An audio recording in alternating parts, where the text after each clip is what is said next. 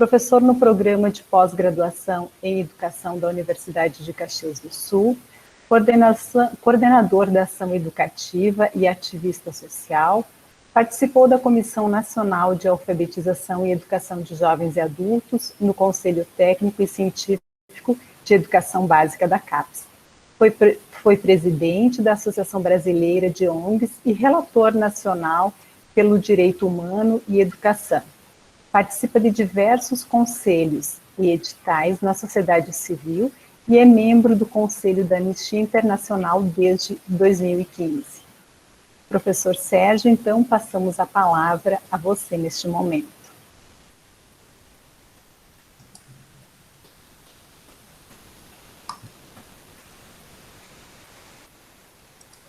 Obrigado, professora Andréa, professora Nilda.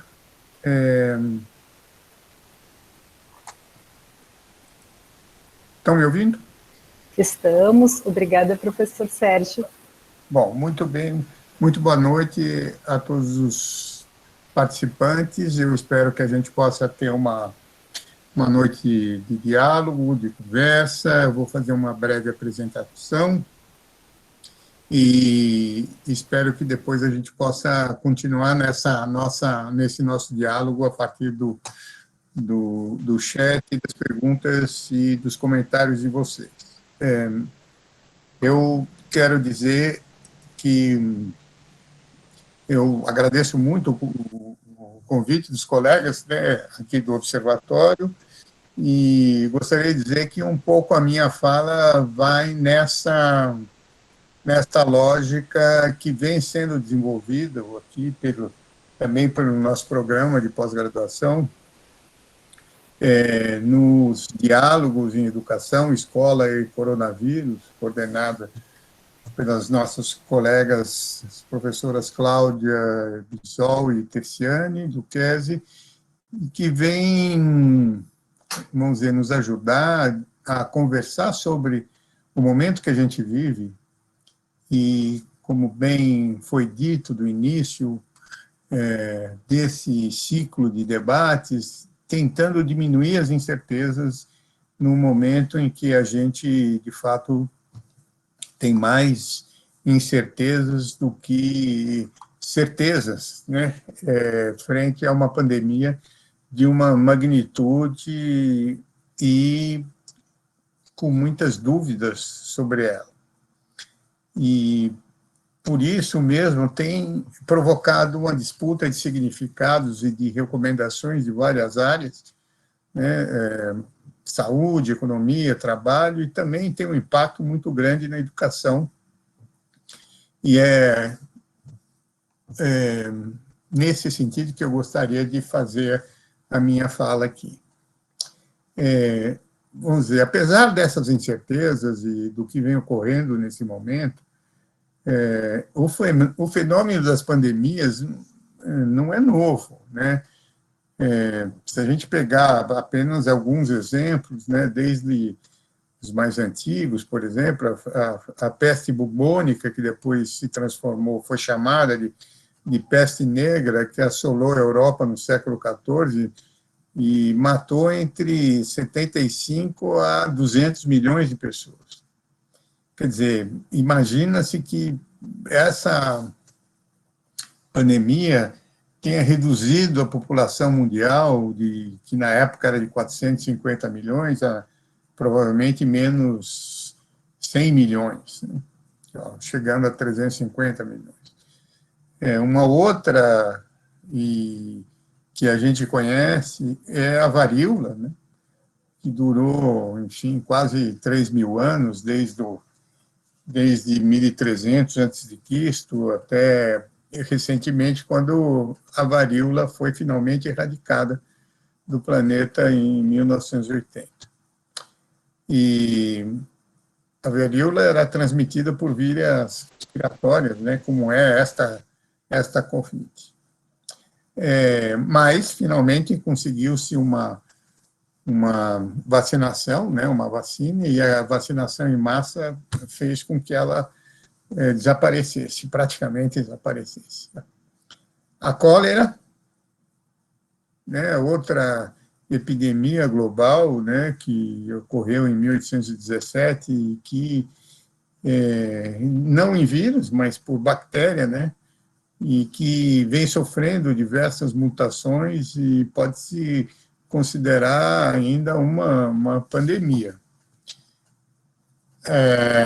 A cólera é transmitida pelo consumo de água ou alimentos contaminados, e isso afeta muito mais os países mais pobres, né? E apesar de existir vacina, ela não é 100% eficaz, né? O tratamento, como toda bactéria, é a base do antibiótico. Depois, eu estou anotando algumas mais importantes, né? A gripe espanhola, que ocorre naquele momento histórico, né, durante a Primeira Guerra Mundial, né, e que também acredita-se que tenha matado de 40 a 50 milhões de pessoas, por um vírus de influenza mortal, né? E imagina-se que um quarto da população mundial foi infectada.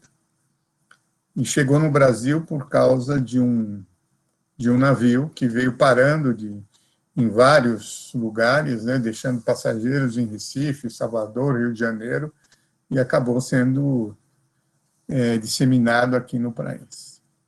Depois, mais recentemente, nós temos a H1N1, né, a gripe suína,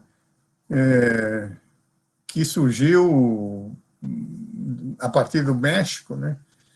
Então, enganam-se aqueles que acham que a China é a maior produtora de vírus, né? Nós vimos que foi a Europa anteriormente, aqui o México recentemente, né?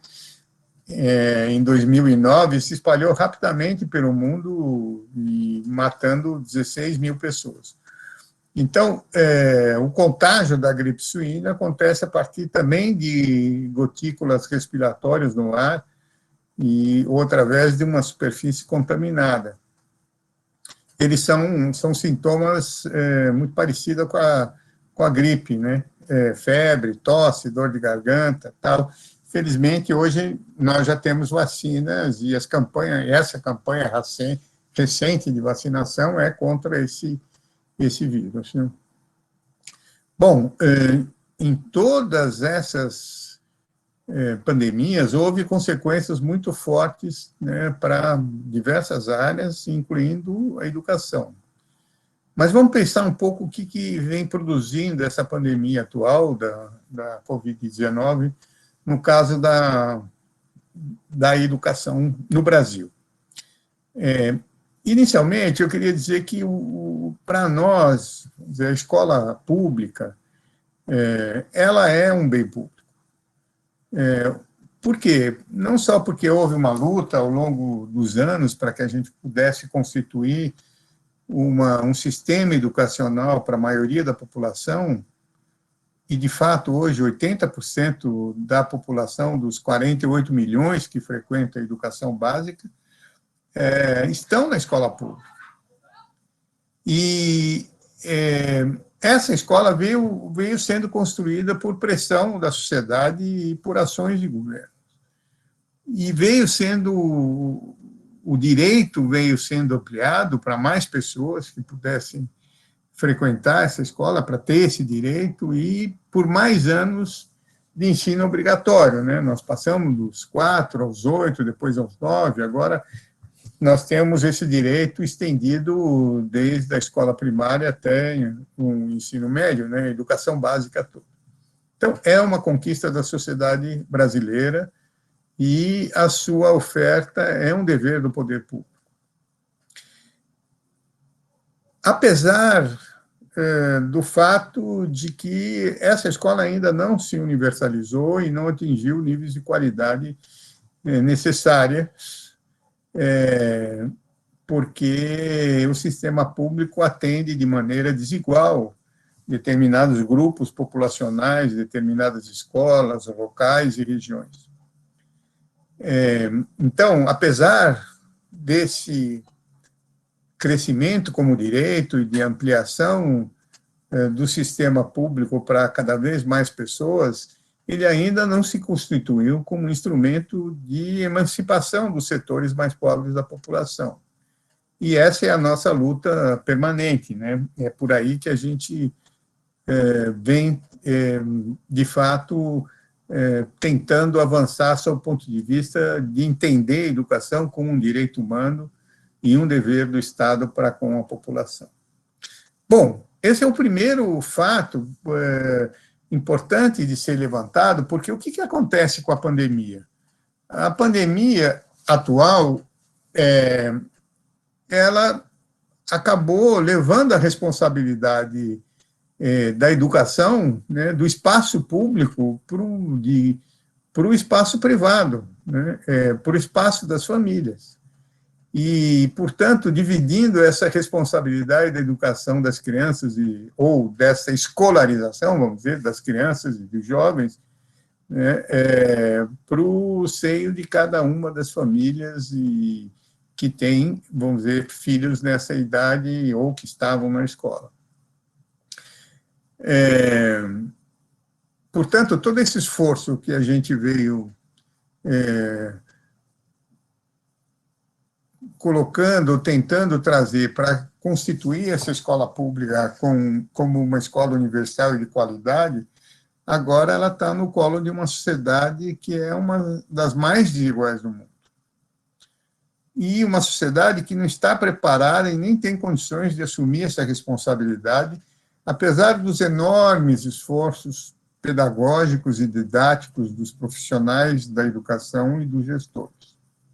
Apenas uma minoria tem condições materiais, humanas, de inclusão digital que permita realizá-la com relativo sucesso.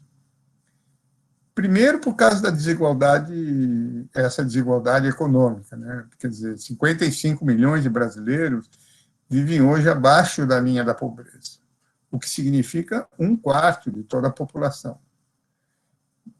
Mas vamos pegar a faixa escolar. Se a gente pegar a faixa etária de 6 a 19 anos, que deveriam estar na escola básica, se frequentasse de maneira regular, são quase 40% compostos pelos mais pobres no Brasil. Isso segundo dados do Instituto Ayrton Senna, numa pesquisa que foi realizada com a Open Society, tomando a PNAD de 2017. Então, são cerca de 15 milhões de crianças e jovens que as políticas públicas e educacionais de enfrentamento à pandemia terão mais dificuldade para alcançar. Entre esses alunos de 6 a 19 anos que frequentam a escola, 20% não têm acesso à internet. E se considerarmos apenas os mais pobres, a rede não chega a quase metade dos domicílios, segundo essa mesma pesquisa. E se a gente considera algumas parcelas da população, ou certos setores da população, por exemplo, as jovens, as meninas, que acabam assumindo responsabilidades domésticas, além da responsabilidade escolar, e normalmente tem esta responsabilidade numa sociedade como a nossa, e o cuidado também com irmãos e mais velhos, e aqui acaba agravando essa situação. Recentemente, um levantamento realizado por diretores e professores que participam de uma articulação chamada Grupo de Escola Pública e Democracia aqui em São Paulo, e que divide profissionais. Tudo bem? Seguindo, e que reúne profissionais de diferentes regiões aqui da cidade de São Paulo e também das cidades aqui da Grande São Paulo, como Guarulhos, Taboão da Serra e Embu, indicou que nas 2 primeiras semanas de atividades remotas propostas aqui pela Secretaria de Educação do Estado, a despeito dos esforços das escolas de irem até do que está sendo oferecido, menos de 50% dos estudantes conseguiram acessar as atividades. e uma parcela proporcional a essa acabou dando retorno aos professores, como foi matéria de diversas responsabilidades aqui. O Instituto Península publicou uma pesquisa no jornal Estado de São Paulo, do último domingo, que afirma que depois de 2 meses decretada a suspensão das escolas, essa pesquisa é uma pesquisa nacional, 83% dos professores se consideram despreparados para o ensino remoto. 90% dos professores nunca tiveram uma experiência desse tipo anteriormente.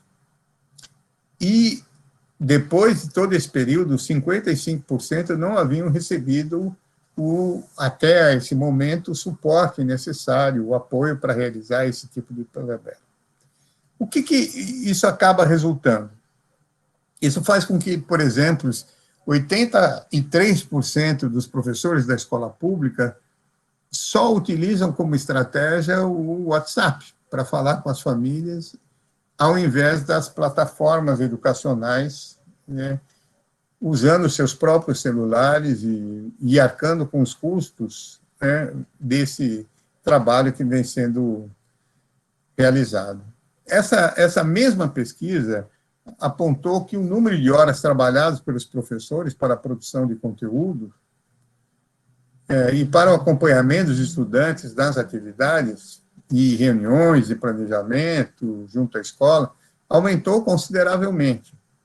Essa transição emergencial e improvisada para o sistema de trabalho domiciliar acabou trazendo, por parte dos professores, inúmeros relatos de jornadas excessivas e abusivas, considerando que, nessas condições, os limites entre a vida privada e o trabalho frequentemente desaparecem, assim como dos alunos, né? Você estando no mesmo espaço e com as responsabilidades domésticas que todos nós conhecemos, né, essa divisão entre o público e o privado, ela acaba se rompendo. Bom, a consequência é que 70% dos professores se disseram ansiosos e só 3% realizaram com o trabalho que estavam desempenhando.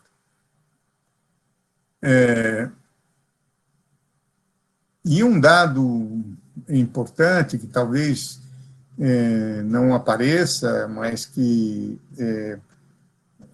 nos nossos debates realizados pelo nosso programa de pós-graduação apareceu, é que 75% relatou que não recebeu nenhum apoio emocional da escola em que trabalhava. Esse movimento Todos para a Educação, na semana passada, falando do impacto emocional dos professores, foi uma das questões que mais foi realçado em relação ao retorno às aulas. Um grupo de especialistas que analisou 43 pesquisas sobre momentos semelhantes ao atual, como desastres, guerras, tal, afirma que o suporte psicológico para professores é crucial, porque, além de serem diretamente impactados pela crise, os professores e as professoras também precisam atuar na minimização dos efeitos sentidos pelos alunos. Bom, por outro lado, vamos dizer que a gente tenha condições ideais. Mesmo assim, o ensino virtual operaria de maneira diferenciada para cada grupo de alunos. As crianças têm mais dificuldades que os jovens, é desigual o domínio de técnicas virtuais, assim como a capacidade de aprender por meio de... Há ainda aqueles que têm maior dependência... Tem um microfone aberto. Há ainda aqueles que têm maior dependência do ambiente da sala de aula para realizar sua aprendizagem. As aulas acabam não garantindo aspectos essenciais do processo educativo, como a adequação dos conteúdos, as características, especificidades e necessidades do grupo classe. Bom, isso se multiplica, então, quando a gente trata de estudantes com deficiência ou para a educação de jovens e adultos, né, quase todos trabalhadores com baixa qualificação e que têm que dividir o mundo do trabalho com o mundo privado.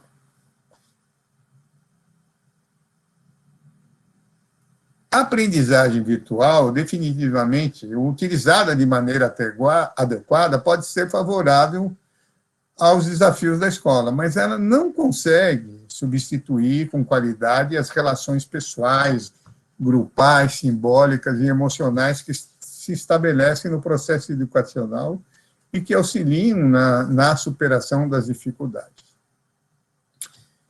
Bom, mesmo assim, um grupo muito grande de gestores ainda tem insistido em manter a regularidade do ano letivo e processos de avaliação com consequências graves para os alunos. Não há argumento que sustente, diante dessa desigualdade, né, que isso permaneça, inclusive com avaliações municipais, estaduais e mesmo em relação ao próprio Enem, né, como essa campanha tem se desenvolvido no sentido de adiar, né, o exame, porque vai pegar a população em condições de desigualdade agravadas. Elas sempre tiveram, mas vão estar agravadas. E há uma dificuldade real também, que é em relação ao nosso sistema de ensino, né, com uma divisão de responsabilidades entre os 3 níveis de governo, e que cria enormes dificuldades, né, pela diversidade de orientações políticas e pedagógicas, além da diferenciada capacidade financeira, né, que cada uma dessas instâncias tem. Então, concluindo, vamos sair dessa pandemia com aumento da desigualdade no campo educacional. E não precisa muito esforço para saber que, mais uma vez, quem serão os prejudicados, né? Todos nós sabemos. Então, a questão que eu coloco é por que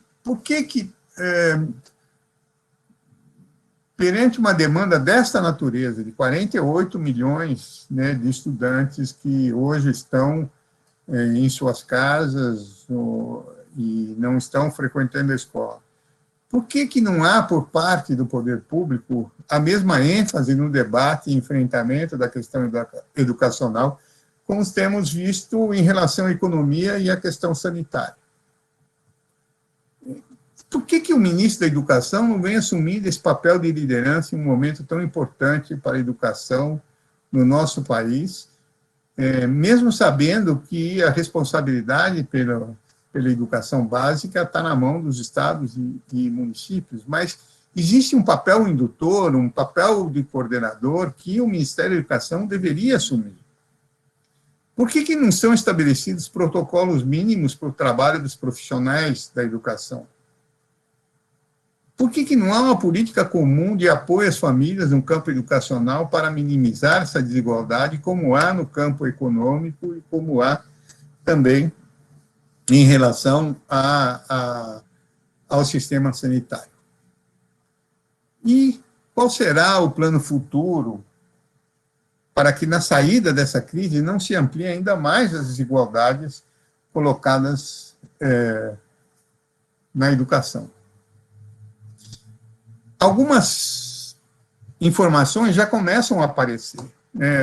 O Alexandre Schneider, que foi secretário municipal de educação aqui em São Paulo, fez um artigo para o UOL recentemente, em que ele comenta, ele está atualmente estudando nos Estados Unidos, ele comenta que o secretário de Educação de Nova York, que é uma rede pública da dimensão de São Paulo, que tem 1,1 milhão de alunos, né, acaba de comunicar uma nova política de avaliação para a rede pública, depois de passado todo esse período.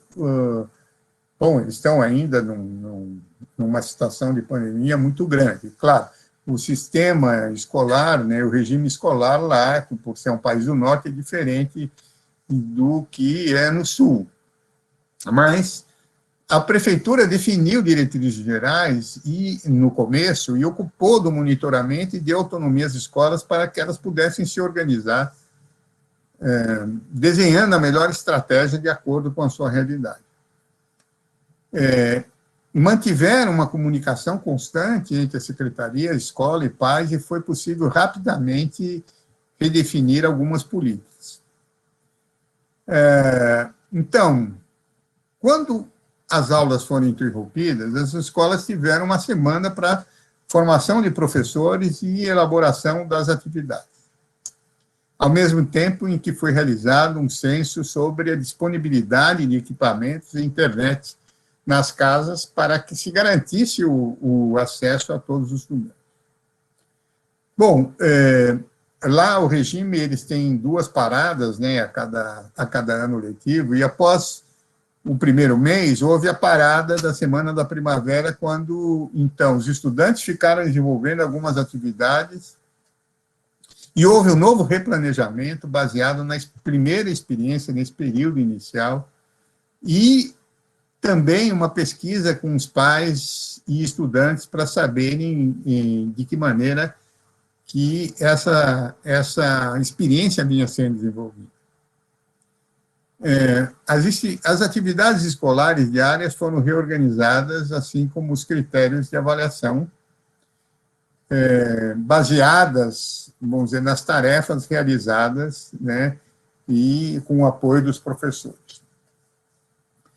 E a terceira fase dessa mudança se encerra agora, no fim de junho, né, porque começam as férias escolares, e houve um reconhecimento da parte de todos que muitos estudantes não tiveram acesso a computadores e a conectividade no tempo adequado. Bom, isso criou, evidentemente, uma desigualdade, além de uma série de traumas daqueles que perderam seus entes queridos. Vocês sabem que Nova York, né, foi o epicentro, no caso dos Estados Unidos, e onde ter tido a saúde mental abalada, tudo isso tem que ser levado em consideração. Bom, então, os critérios de avaliação, frente a isso, foram modificados. Nenhum estudante será reprovado. E vão criar 3 faixas de classificação de acordo com a situação de cada estudante, antes e depois do fechamento das escolas. Então, uma parte que eles chamam que atende os padrões, uma outra que precisa de melhoria, e um terceiro, né, que está ainda em andamento, né, e que vai ser necessário um tempo adicional para que ele conclua o curso. Bom, em outros países da América Latina também há uma preocupação com relação a isso. No caso do Chile, por exemplo, as faculdades de educação definiram um currículo de emergência e que deveria ser válido por os 2 anos, considerados os períodos pós-pandemia. Então, o foco, portanto, igual a Nova York, é garantir a aprendizagem de todos, flexibilizando o currículo, ao invés de tentar fazer com que todo ele possa ser rapidamente retomado por todos os alunos. Então, essa perspectiva de você ter um currículo básico de emergência que vai ser implantado ao longo dos próximos anos, né, independente do currículo anterior, e que possa, de uma certa forma, garantir que todos cheguem a essa situação, né, é uma perspectiva, vamos dizer, nessa saída da pandemia, integradas a questões de assistência social, saúde, para garantir, vamos dizer, aos mais vulneráveis essa condição de poder chegar a, de fato, atender às necessidades. Esse final de semana, eu estava olhando a BBC de Londres e entrou uma entrevista com a presidente do Sindicato dos Professores da Dinamarca. a Dinamarca foi a primeira a reabrir, né, as escolas na Europa. E foi interessante porque o depoimento dela disse o seguinte, que houve um processo longo de discussão entre, vamos dizer, o poder público e os sindicatos professores para definir as condições para essa abertura.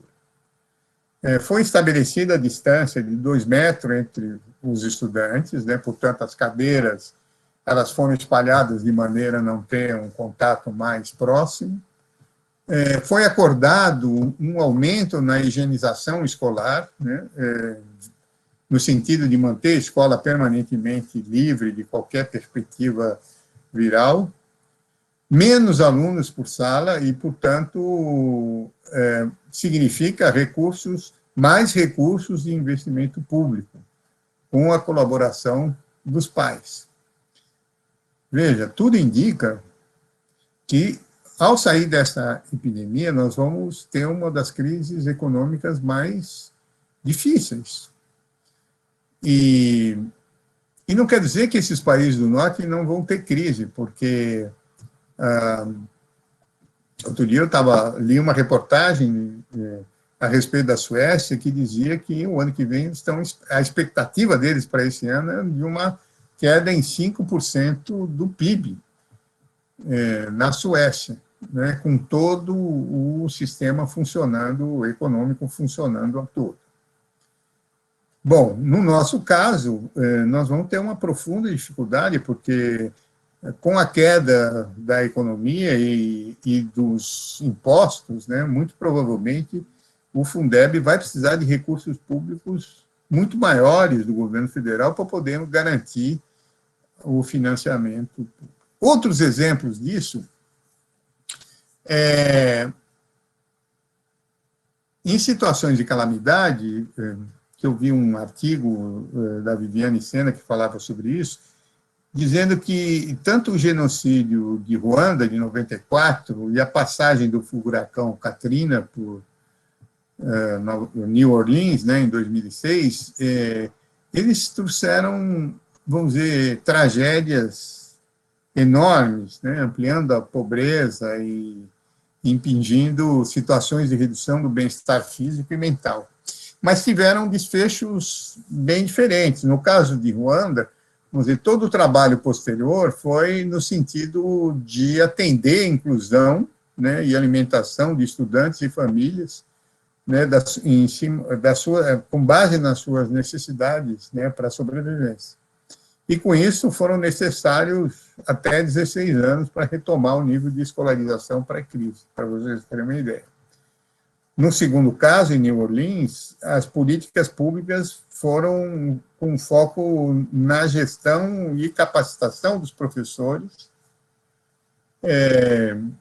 e fizeram com que as escolas alcançassem, em 2 anos, vamos dizer, retomassem o nível anterior, né, da aprendizagem.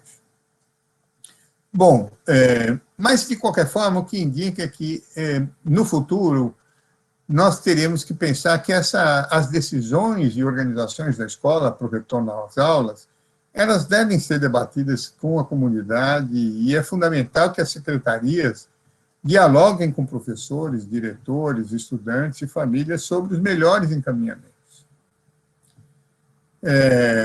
E que também se pense em políticas de democratização, nesse sentido de políticas ativas de apoiarmos os estudantes, né, para que eles possam ter esta perspectiva de uma educação à distância em condições de igualdade.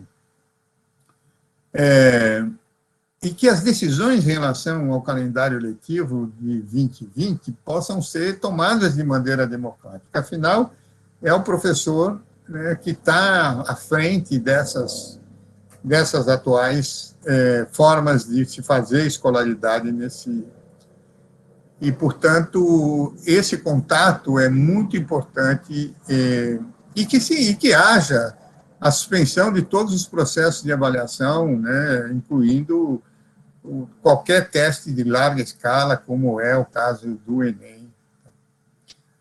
Bom,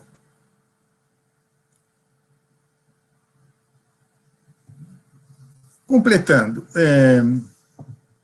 eu acho que não são poucos aqueles que entendem que a crise que a gente está vivendo atual é produto de uma sociedade que abriu mão de discutir o seu modelo de organização econômica, social e ambiental, e que produz aumento das desigualdades, diminuição na responsabilidade do Estado e da saúde, por meio da saúde e da educação, em função das políticas neoliberais, aumento do desemprego, maior destruição da natureza. Aliás, acabei de ver uma notícia que o desmatamento da Amazônia subiu 170% nesse mês.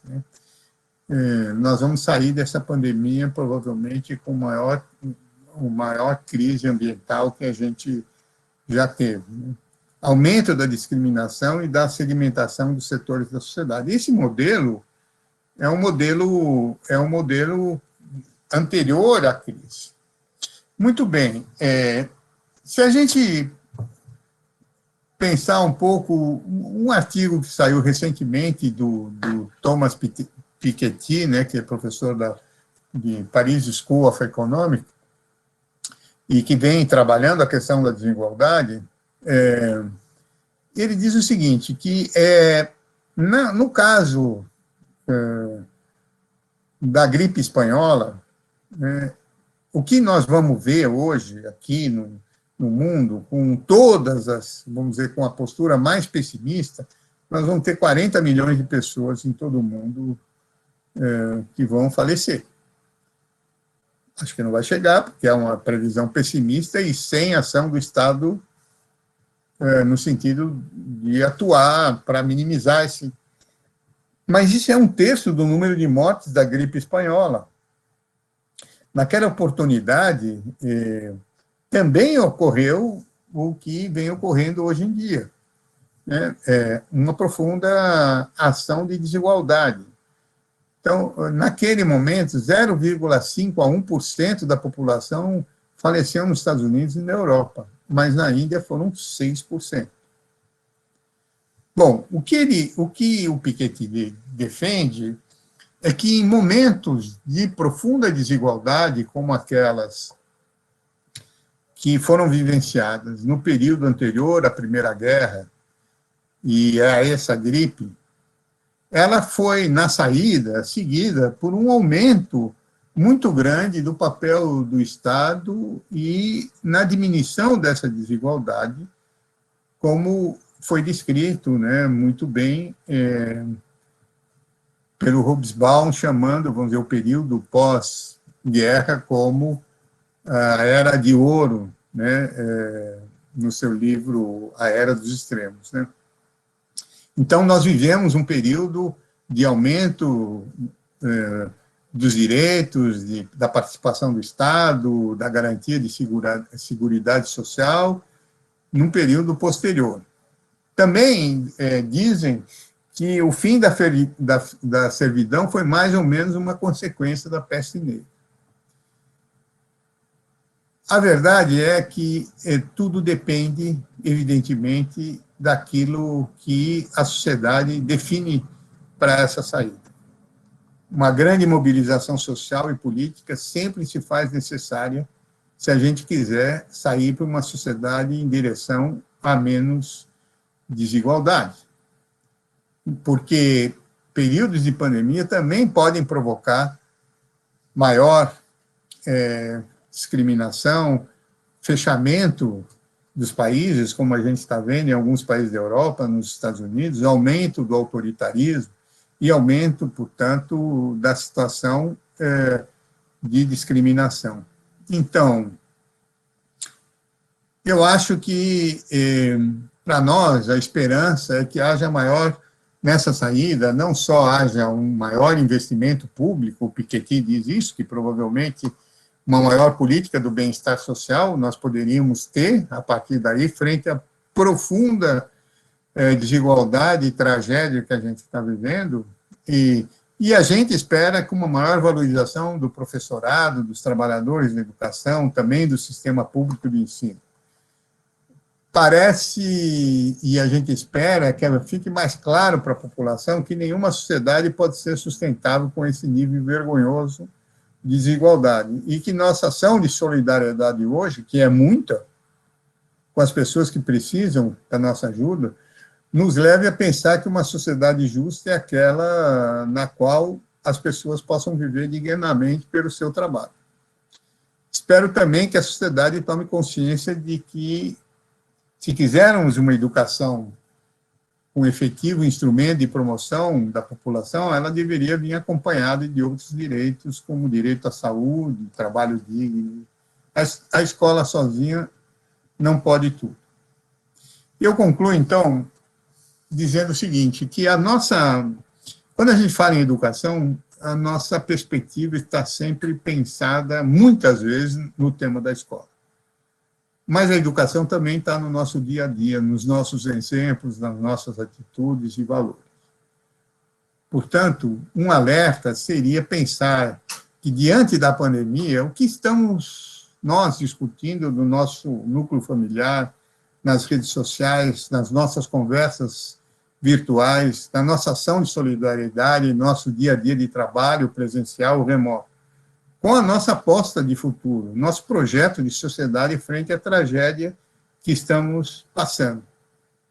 Estamos apostando em um mundo mais solidário e generosamente humano, menos desigual, respeitador de direitos e da natureza, ou estamos no campo daqueles que destilam o ódio, a intolerância e o preconceito, aumentando as desigualdades, aguardando o retorno e o aprofundamento do mesmo modo de ser e viver que provocou a crise de agora e que provavelmente provocará novas crises no futuro.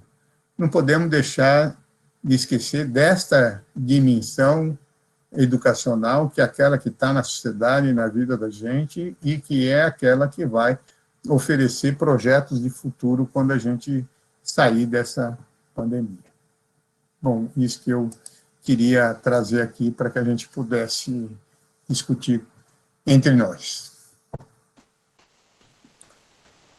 Agradecemos a você, professor Sérgio, por compartilhar conosco o tema em questão, trazendo profundas reflexões, provocações, ao mesmo tempo problematizações sobre o cenário que estamos vivendo de pandemia e pós-pandemia.